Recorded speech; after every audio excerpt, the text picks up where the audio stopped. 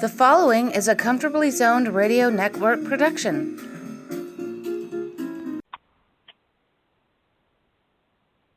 Hello, everyone. Welcome to Comfortably Zoned Radio Network. I'm Rob Denninger, and I'm here with Jack DeGraw. And as always, we're talking Yankees baseball. How you doing, Jack? Good. How are you tonight, Robert? Not too bad. Yankees are down 1-0 to Baltimore in the bottom of the first. Sevy's allowed the first three hitters to get on base. Game started off with back-to-back singles, and now he just gave up an RBI double, and Baltimore's got runners on second and third and no out. Sevy looks like he's getting hit hard right off the bat. Yeah, he's really had some pretty lousy starts the last month or so. He's pretty much pitching his way out of a contract.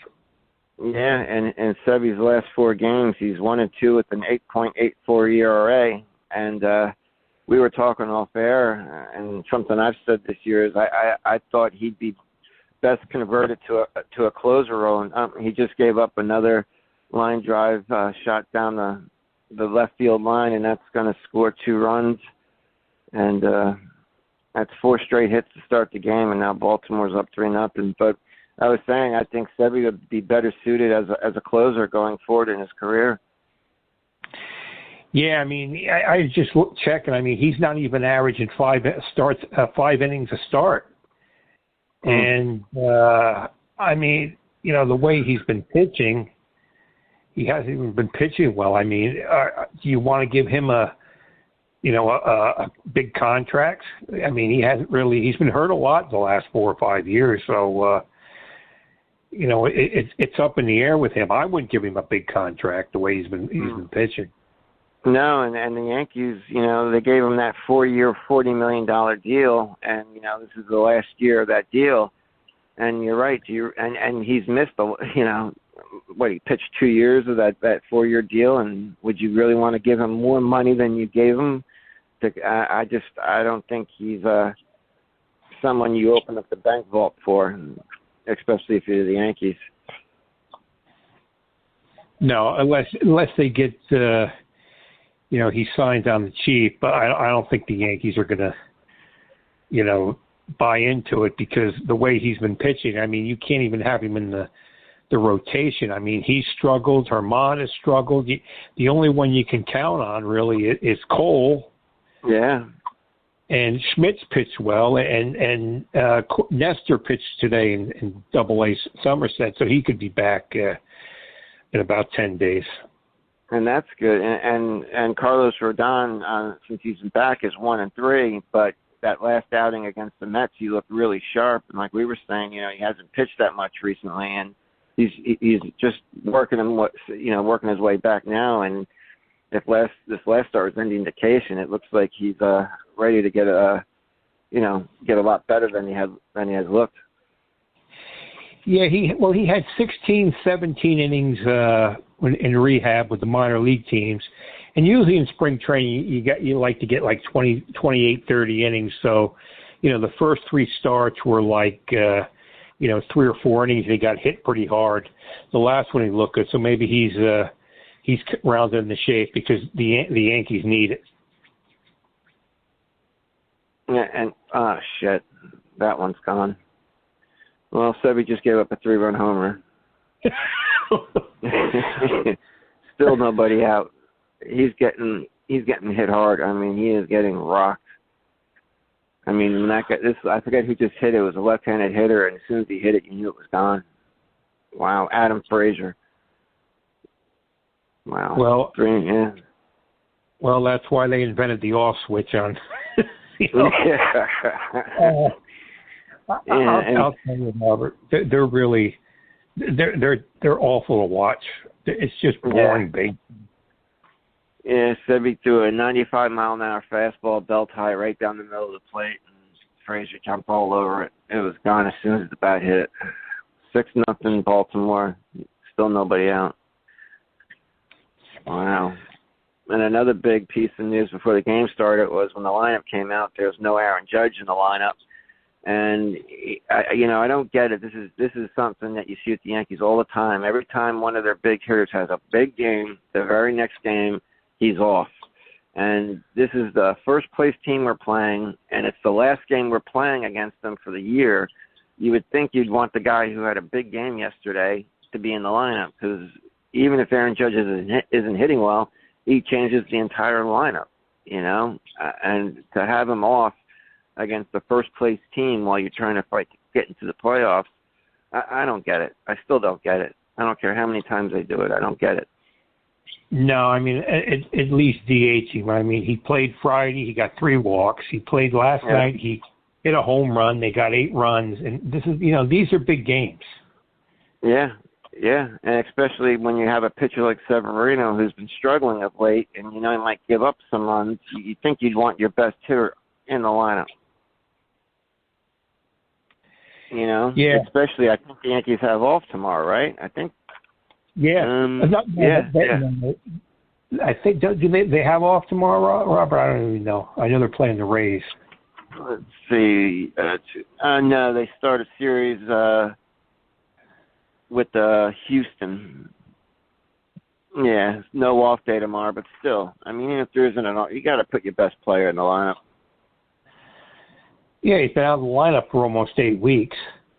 Mm-hmm. My God. With all this analytics and all this strategy, I mean, I just think, you got to go with your gut feel. I mean, this is an important game. There's no guarantee the Yankees are going to make the playoffs because they haven't been a good team for since we were talking off air. The All-Star break last year, in the first half this year, they were 83-79. Over 300 games, last 300 games, they're like 5 games over 500. So they really have an average baseball team. Yeah. And the last Stanton in his last 11 games is batting 159. His on-base percentage is 240. His slugging is only 368. And he does have 3 home runs and 6 RBIs, but he's another one who's only played 54 games this year. LeMahieu, in his last 11 games, is only batting 257, and Rizzo, in his last 10 games, is only batting 171 with 1 home run.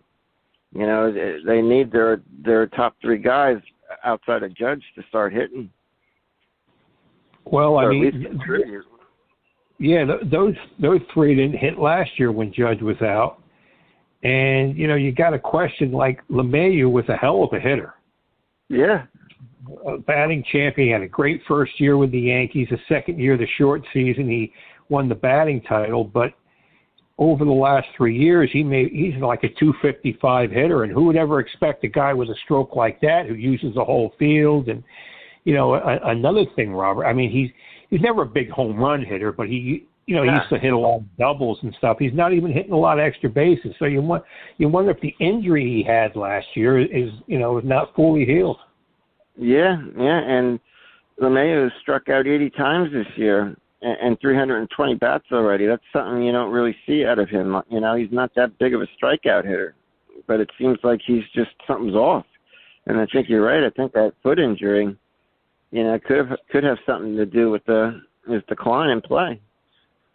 Yeah, I just think it does. I mean, when you have trouble with your feet or wrist or something, you just you're not the same hitter, and he doesn't look anything like the hitter he was, in the National League in his first couple of years with the Yankees. Yeah, and outside of Judge, their most consistent player this year has been Gleyber Torres. Yeah, he's actually done a good job. I know there was talk of him being in trade rumors, but if you get rid of him, who else is hitting? Yeah, and we were talking off air. There was a report today that the Yankees and the Marlins were talking about a trade of Gleyber Torres, and Miami offered 2 minor league players, both in their mid to upper 20s, along with 2 prospects for Gleyber Torres, which the Yankees rejected because they feel like they deserve more value for Gleyber Torres. But it appears at least the Yankees are listening to offers for Torres. Well, I think if you're going to trade him, you got to get a starting left fielder, or a catcher, or a third baseman. Yeah. Because you just can't get rid of a guy like that and then just get somebody else who is going to do the same thing he's doing. Yeah. Yeah. Right. And also there was a report of, I guess it got leaked of what the Yankees offered the Angels for Ohtani. And part of the package, it was a large package, but the two big names out of it was Jason Dominguez and Austin Wells. But the Angels rejected it and then eventually pulled Ohtani off the trade market. But the Yankees were trying to see, gauge what they wanted. And Dominguez and Austin Wells were the two big names that stood out to me. I mean, there's a couple of pitchers in there too. They were looking to trade for Ohtani. Well, from what I understand, Austin Wells is doing pretty well in the minors. I think, you could see him up maybe sometime next year as a catcher. Dominguez is he's just doing average in the minor leagues. I mean, he's hitting 228 with over 100 strikeouts. I mean, he's not progressing, I think, the Yankees, as they hoped he would. I mean, I don't know. It's just the guy to watch is Spencer Jones in High A. I think he could be a terrific player. Have you heard anything about that outfield the Yankees drafted last year, the big tall guy, the left-handed bat? That's him. That's him. Oh, okay. Yeah, I mean, he's got, I think he's hitting 270. He's got like 40 extra base hits. I think he's got 16, 18 homers, 20 doubles, 25 steals. He's a big guy like Judge. Yeah, they're really high on him, and a left-hander that can hit like that. Yeah, and I mean, he's only got like 425 at bats in the minor leagues, but I think at some point they'll move him up to Double A. Maybe next year in Triple A. They'll have him in spring training, and maybe you could see him up with the Yankees sometime next season, middle of the season. Yeah, and I was looking, like I was saying, this is the Yankees' last game against Baltimore for the year, and they have 6 games left with Tampa, 6 games left with Toronto, and 7 games left with Boston. All of whom are ahead of the Yankees in the wild card. So we're starting to head into the kind of August and September is going to be 2 really big months for the Yankees if they want to get into the playoffs. Yeah, I mean, with the schedule this year, I mean, you're not really playing the teams in your division that much. No. You're playing, like 33% of the games they got left is in their division. The rest of them, was outside. So it's a whole different schedule. Yeah, I mean, because, normally at the end of the year, it's when you start playing your divisional games, and they usually, a lot of times meant a lot, But you're right, they don't play a lot of the divisional games anymore. Yeah, well, I mean, everything in baseball has changed so much. It's, it's just a different game. Yeah. Oh, that deal for Ohtani, like I said, included Dominguez, Wells, and a pitcher named Chase Hampton. Okay, I've heard of him. Okay. The thing with Ohtani, I don't know if he even wants to play in New York. Yeah, I don't think he does either. I even think he made a comment when he first came over that he didn't want to play on the East Coast. And if that's the case, then the only teams I could see making a run for him, even in free agency, would be like the Mariners, Dodgers, the Angels, and maybe the Padres if they can free up some money. Yeah, I think he wants to stay on the West Coast. But what's interesting, maybe Matsui could talk to him. Yeah. Matsui can't go anywhere in Japan. He's so popular. Yeah. But I think Ohtani wants to stay on the West Coast, and Right now the Yankees got so many question marks. You don't really know what's going to happen. Yeah, and there were a lot of trade talks about, maybe the Yankees go for Cody Bellinger of the Cubs, but I guess yesterday the Cubs officially took him off the trade market. Yeah, I think the Cubs have played pretty well lately, so they're in, the wild card race too. So with so many teams in the wild card races, all you have to do is around 500, and you're still in contention. Yeah, and before we came on, we were talking. Jordan Montgomery got traded from the Cardinals to the Rangers, and the Rangers not only just got Montgomery, but there's a trade in place to acquire Matt Scherzer from the Mets, pending a physical and legal approval. So the Rangers look like they're gearing up not just to try to get in the playoffs, but to make a World Series run. Yeah, I mean, when DeGrom got hurt, they didn't, it didn't deter them at all. They're going for it, and that's good for them. That's what the fans want to see. Yeah, the Rangers started opening up their checkbook a couple of years ago, and this year it looks like it's finally starting to pay off. I mean, Jordan Montgomery, I think, was only 6-9 this year, but St. Louis has had trouble scoring runs all year, and Montgomery's ERA is just over 3. I mean, he was 9-6 with the Cardinals last year after they acquired him. I mean, I've always been high on Montgomery, so I think that was a really good acquisition that the Rangers got. Yeah, I always liked Montgomery as a pitcher. I think also, Robert, they picked up Rose, too, a pitcher from the Cardinals who was throwing 104 miles an hour. Oh, yeah. Yeah, that's right. We're talking about him, too, yeah. And the funny thing, when you mentioned to me how fast he threw it reminded me what I heard about Chapman. He's apparently been hit on 104 in the gun. So Chapman's up throwing over 100 miles an hour again. Yeah, with his last couple years with the Yankees, I mean, he was hitting 100, but it wasn't consistent. It's almost like he lost confidence in his fastball. Yeah, and I was looking at some of the stats for pitchers, like Thomas Canelli. He in his last 12 games, he's got an ERA over 5. Albert Abreu in his last 6 games has an ERA over 10. I'm wondering if our bullpen has gotten a little bit too much, work.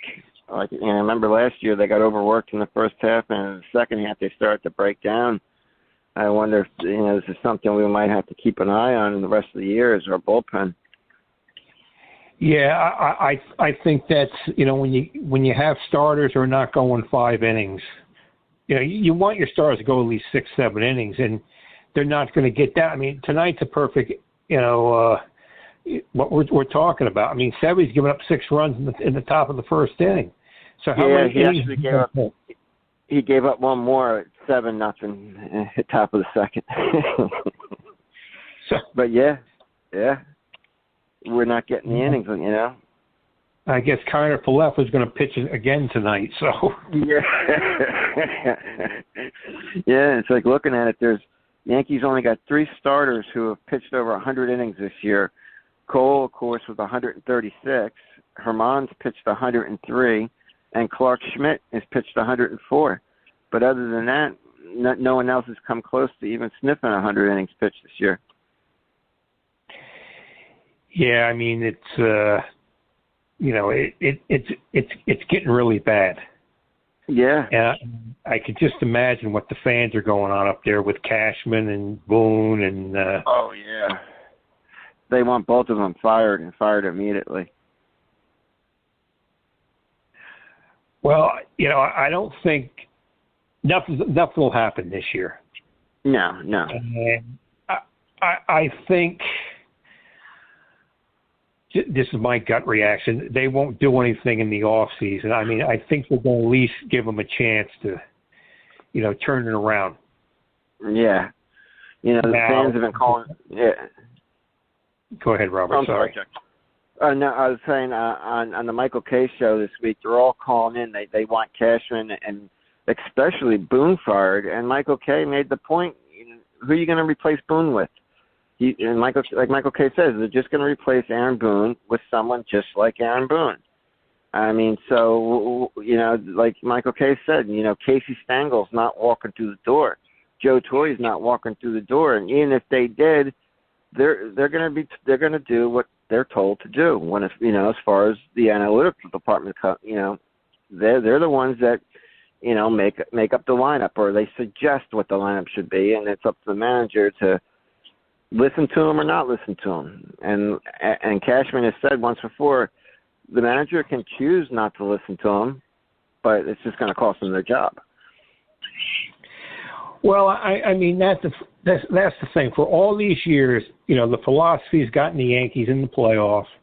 They've won a lot of games, and this year everything has come crashing down, because of the injuries and stuff. So it's not going to change overnight. No. And like you were saying, who are you going to bring in? Yeah. Especially who are you going to bring in? Yeah. They fired their hitting coach and brought in Sean Casey, but nothing's changed there, and you got Mendoza as the bench coach. So, if you were to fire him mid-year, Mendoza would be the interim head manager. And, it's just, who are you bringing in? There's no one out there. Look at Buck Showalter. The Yankees didn't even want to talk to him. They gave Boone, an extension, and that was it. The Yankees don't plan on bringing anyone in, and I don't think they plan on firing Boone anytime soon. And Cashman's not going anywhere. No, I think the only way is maybe they don't get the playoff this year, and maybe next year after 60, 70 games they're struggling. Then they consider it. But I don't think it's going to happen, because you bring in a whole new regime. Then you got to change the whole philosophy. Yeah. And I'm looking at they're like Michael King this year. He's 6 out of 10 in save opportunities. That guy Ron Mariaccio is 2 out of 6 in save opportunities. Clay Holmes 14 out of 17. Peralta 4 out of 5. But like Michael King, he's got over 50. He's got 54 innings pitched this year. Well, if you look at the relievers, they have a lot of innings pitched, and Clay Holmes has actually pitched well the last couple of months. Yeah. But they don't get nothing out of their starters. No. And it's like, the same thing that happened last year is happening now. Yep. It's like Nestor Cortez has only pitched 59 innings this year. He's only pitched 11 games. Severino making his 13th start tonight. So those two guys haven't, they've been hurt. Yeah, and these are guys you're counting on. And I've never seen a team have so many injuries. Yeah. And, the guys they've been counting on have just, they've regressed. And has Jonathan Loizaga come back yet, or is he still working his way back up? From what I understand, he pitched today in Tampa. He pitched today in Tampa, or he's going to pitch tomorrow. So he's down here with the Tarpons. Okay. And he threw some, games over the minor league complex here in Tampa when he was with Judge down here. So he's getting close to coming back. It's probably a week or, week 10 days before we see him. Yeah. And it's like I was looking at the Yankees schedule. Like I said, tonight, they're playing Baltimore, but then they start a 3-game series with Tampa, and then they got a 4-game series with Houston. So their next 7 games are against, teams that are right now in the wild cards, or in the playoffs. So after tonight, it doesn't get any easier. They got to win. They got to take 2 out of 3 from Tampa and 3 out of 4 from Houston if they want to make up some serious ground. Well, yeah, that's the thing. Like we were talking with them not playing Judge, and Sevy laid an egg tonight. I mean, these games are important. These are the teams in front of you. You've got to play good baseball. I mean, you can't go 2-8 in these again, because it's just going to, you know, mathematically you'll have a chance, but realistically, you know, do they look like a team that can win 8 out of 10, 10 out of 12 right now? They don't. I think, in their last 10 games, I think the Yankees are something like 5-4, something like that. They're 5-5 in their last 10. So they got to do better than 500. Yeah, and I mean, you look at the lineup. I mean, now a couple of years ago, maybe even 2 or 3, 5 years ago, they're losing 7-0 in the first inning. You figure they got a chance to come back. Yeah. Now, it ain't happening. No. It's not going to happen. No, and those next 7 games against Tampa and Houston are at home, which, you know, is good for the Yankees, but they got to be able to put up some runs. And against Tampa, we got Germán pitching game 1, followed by Rodon and then Cole. So Rodon and Cole I feel confident about. It's Germán, even though he had that perfect game, outside of that perfect game, he's been getting hit. Yeah, I mean, and if, you know, these games are ugly in New York, it could fans could start getting unruly. Yeah. And after Houston, we go on the road for 3 against the White Sox, 3 against the Marlins, who are right now are in the playoffs, and then you got 3 against Atlanta, and then, you know, we play Boston, Washington, Tampa again. But, you know, these next 7 games are the biggest games, you know. I mean, they gotta win those series. Yeah. Yeah, and you just wonder, sit and judge. I mean, you know, maybe with the way they started tonight, you know, 7 runs down on the first inning, but it's just like, you know, what are you thinking? You know, it's like, can you throw this game away thinking, you know, they haven't played well. I mean, since the time we talk, Robert, they're like 4 or 5 games under 500 the last month. Yeah. And I'm looking at the month of September. We play Houston, Detroit, Milwaukee, Boston, Pittsburgh, Toronto, Arizona, Toronto again, and we finish up the year at KC. So, I mean, we only play 3 divisional rivals in the month of September, in Tampa, Boston, and 6 games with Toronto.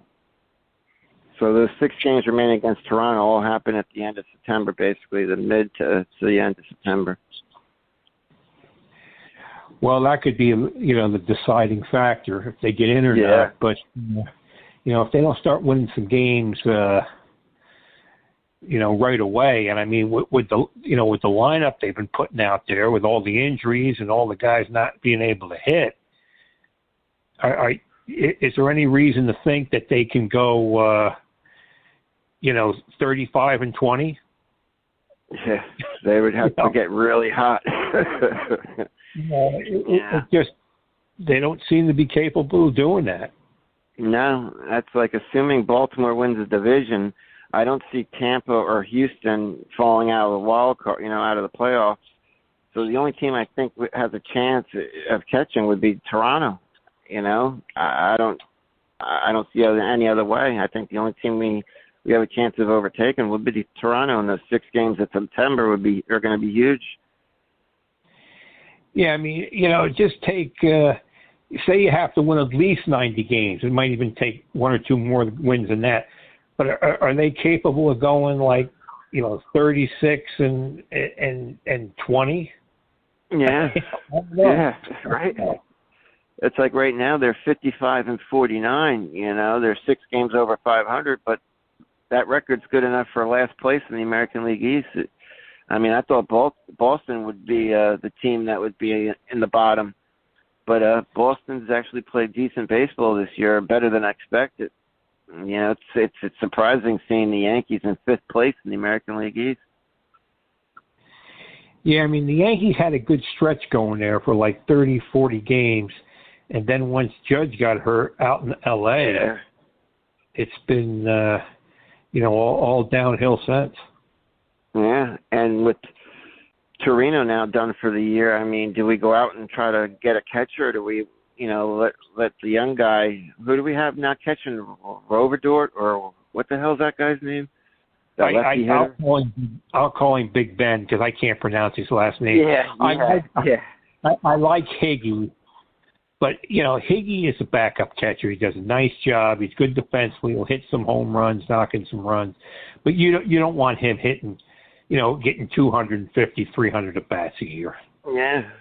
That's so. I mean, I think we'll be able to tell what the Yankees' mindset is at the trade deadline. I mean, if they go out and get a catcher and a left fielder, I think, okay, that they're still hoping to make the playoffs. But if they go out and acquire another catcher and a left fielder to plug the hole, I don't, then I think the Yankees have given up on the year because those are two glaring holes that we need. I mean, the Yankees ranked almost at the dead bottom as far as production out of their left fielders.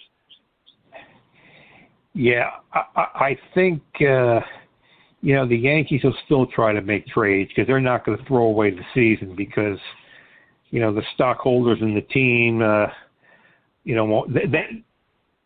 at least got to show the fans that, okay, we haven't given up yet. Yeah. Because you don't want to go into September and have, 25,000 fans in the seats the last 10, 12 home games. Yeah, that don't look good. Yeah. Yeah, and that could happen, with the way they've been playing and stuff, and we've been spoiled as fans, with all the great teams, and but the philosophy that George had, if you don't win the whole thing, the year's a disappointment, and it puts a lot of pressure on everybody, and. After 2017, you thought this was going to be a great era. Yeah. And, with the players regressed or they got injured, and it just hasn't been bad. I mean, it's been successful for most other teams, but, it's not what a lot of the fans expected, and that's why a lot of people are disappointed. And a side note, Gary Sanchez today hit a pair of home runs. He's had a somewhat of rebirth with San Diego. I think he has now like 12 or 13 home runs for them in 48 games. So, yeah, in 48 games, he's hit 12 home runs with San Diego. Well, the best thing for him was to get out of New York, and I think even the same thing.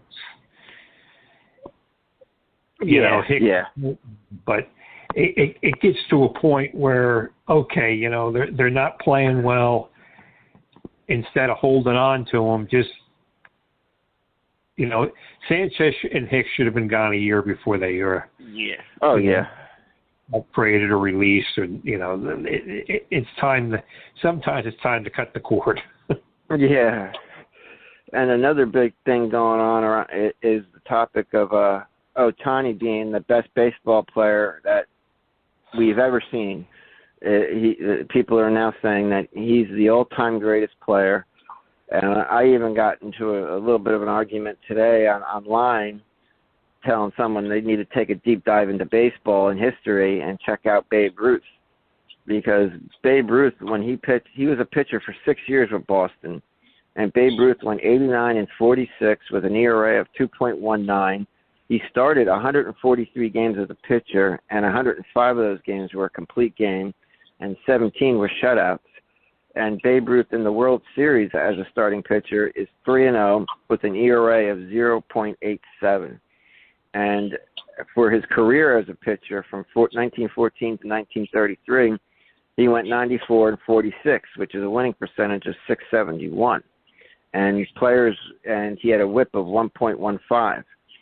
I mean, and not only that, I mean, as a hitter, he was hitting more home runs than other baseball teams, and the majority, almost all, I know there was a lot fewer teams, but he was hitting more home runs than all those teams. I mean, what he did for the game dwarfs what anything Ohtani's doing. I mean, Ohtani, I think, is the best player in baseball, no doubt. But to say he's the greatest player of all time because he pitches and hits, I think he's still not in the category of what Babe Ruth was and did for the game of baseball. I think the thing is, Babe changed the game. Mm-hmm. Back then it was like, you hit singles and doubles and you stole bases and you move runners up and you hit sac flies and you bunted and stuff. And when Babe come along, he just, saved the game, because after the White Sox scandal in 1919, people were losing a lot of, trust in base. And Babe come along and just, got everybody interested in again. Yeah. And back then they didn't have the internet, and literally everyone heard of Babe Ruth, and people had to go to the ballpark to catch a glimpse of this guy that they kept hearing about. I mean, it's remarkable. And you're right, after the scandal of the White Sox, baseball had a big black eye, and people were turned off. And he literally started bringing fans back to the game.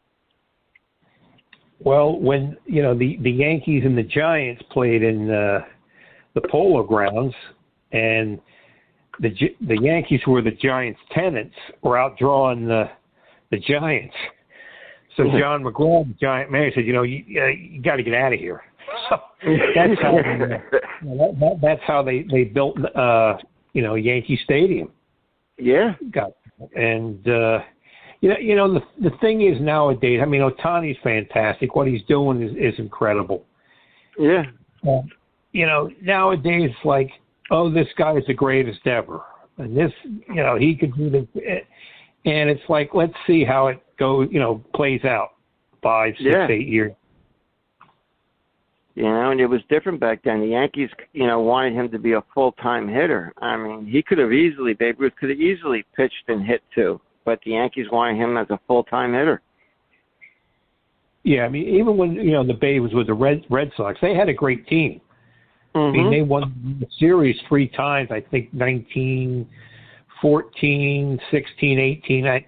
And, they had Hall of Famers on that team. So, the Babe didn't have to, he didn't have to hit, really. He didn't have to play.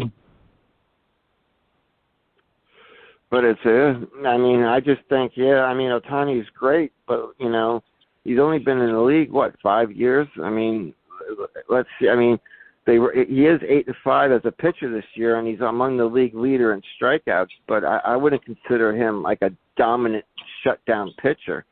He's a really good pitcher, but he does have outings where he does get hit. I mean, but what he's doing is remarkable, and I will say Ohtani's probably the best player in baseball for sure. But to compare him to Babe Ruth, saying he's the best player of all time, I think is a little bit too much of a stretch. Well, I think nowadays, when people don't have a lot to talk about, with all the sports, they have to, and now everybody's the greatest of all time, and you compare this guy with this guy, and who knows? I think guys like Babe Ruth and the really great players in any sport would have been great whenever they played. Yeah.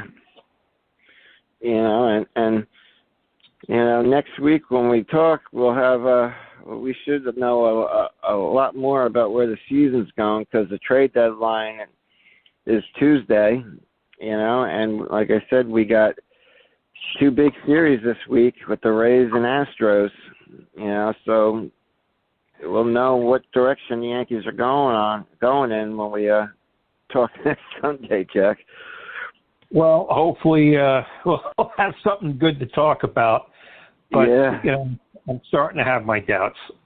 Yeah, I mean, like you said, mathematically they're in it, but realistically, as of right now, they don't look like a playoff team. So hopefully they make a couple moves and they take, the series against Tampa and Houston. Hopefully they take 2 out of 3 from Tampa, and at worst split with Houston. Yeah, you got to start winning games, or the last 30 games aren't going to mean nothing. No, no. And if they lose these series against Tampa and Houston, then those 6 games against Toronto in September will mean everything for their season, I think. Yeah, see how everything plays out. Yeah. Torres just hit a home run. Well, he's actually been very good lately. Yeah. He's had a good season. Actually, they're calling it a double because a fan reached over and tried grabbing it. It would have gone out. It would have hit the top of the fence and bounced out. But now they're saying a fan reached and tried to grab it. It might have been Jeff. It might have been Jeffrey Marin. Yeah. Yeah, it was a double. It hit the very top of the fence and bounced back in. But he's been their most consistent player. And who knows, when we talk next week, he might be on another team, Torres. Yeah, you never know. You never know. Next Sunday, Jack? Yep, sounds good, Robert. Okay, so all the fans, we'll talk to you next week. The proceeding has been a Comfortably Zoned network production. You are advised to keep your dreams wet, your humor dry, your children and grandchildren out of military recruiting offices and off the laps of clerics who wear dresses. Thank you for listening, everyone. Happy trails.